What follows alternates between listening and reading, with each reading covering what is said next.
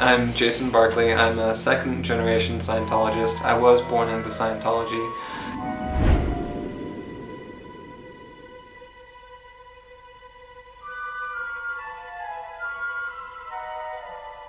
It was your mother who got you involved in it, right? Yeah. How did she get involved in it?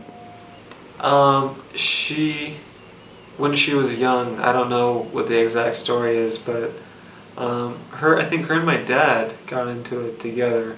I think one of them read Dianetics or something, and they thought it was pretty cool, and they ended up joining one of the orgs as staff, and they had disagreements at the time, and these were, I don't know, back in the 80s or whatever, with what the church was doing. And my dad, surprisingly enough, just totally left Scientology. Well, obviously I understand why now, but at that time he didn't want anything to do with Scientology when the Golden Age of Tech came out. I don't remember what year that was, but until that time they were just kind of being staff, checking it out.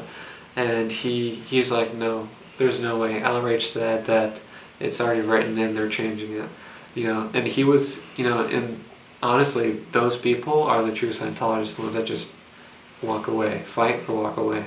And my mom, she stuck in. She didn't want to give up on the dream. She didn't want to. It was too real for her, so she stayed in, and she got sucked in very, very hardcore. And she, me and my sister, we kind of lived a poor lifestyle, even though she was making very good money. Because she was giving it to them.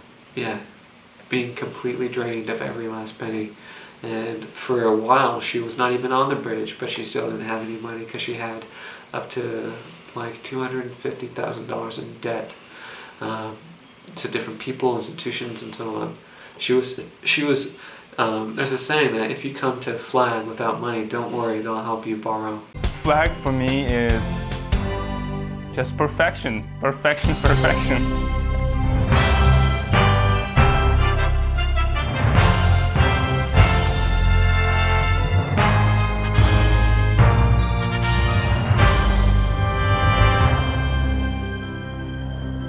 Hello, and welcome to Flag. I'm Debbie Cook, captain of the Flag Service Organization. It's totally true. And if you know anyone, if you're friends with anyone that has money, you will get it from them. So as you kind of go up the level, as far as I hear from OTs, you don't have friends anymore. And I used to joke with because my they're mom. tired of being hit on for cash. Yeah. It's just that's it. It's like friends are too expensive at that point. And I used to joke with my mom, if a recruiter comes to ask money from you, tell him, I would ask to borrow money from one of my friends, but I don't have any more. Hey, do you want to be my friend? Borrow it from them then. Yeah, but that's generally how they... So from her point of view, they were pressuring her to say, give up your college fund money because it's the greatest. College. It's the greatest. That's nothing. It's the greatest good to give that money to the church than to have you get a college education or your family benefit in any way. Completely. They called it WOG education, which means non-Scientologist. Right. And all that data is worthless, bogus data. So then, how did you end up getting into the Sea Org? I got into the Sea Org. I signed up first when I was 13 years old. I went with my mom on a trip to Flag. And I was swimming around the pool, jumping between pool and jacuzzi with my sister, and some recruiters, came up to me and they're like, we want you to help save the world. And I was like, okay. Fresh, young. Naive. Sure, sounds good. They even promised I'd be able to teach martial art classes, which I was really happy about as a 13-year-old. And, they're like... So they knew what you liked and they made promises that were targeted for you. Completely. It's just they'll there's no limit to the amount of false promises they'll make. No limit. And when you got in, no. What was funny is just before that they're like, no, we can't have you just join right away because we need to make sure it's okay with your mom. I'm like, okay, that makes sense. So they bring my mom into a room with us and they're like, so it's okay with your son joining the Sea Org, right? And it's like she's on the level. She's on OT7. She says no, she's getting declared. That's it. She won't be able to talk with me anyway. You know, if I don't think if you're 13 you would really do that, but yeah. So that was how I got in, and So wait, she didn't want you in. you're no. saying?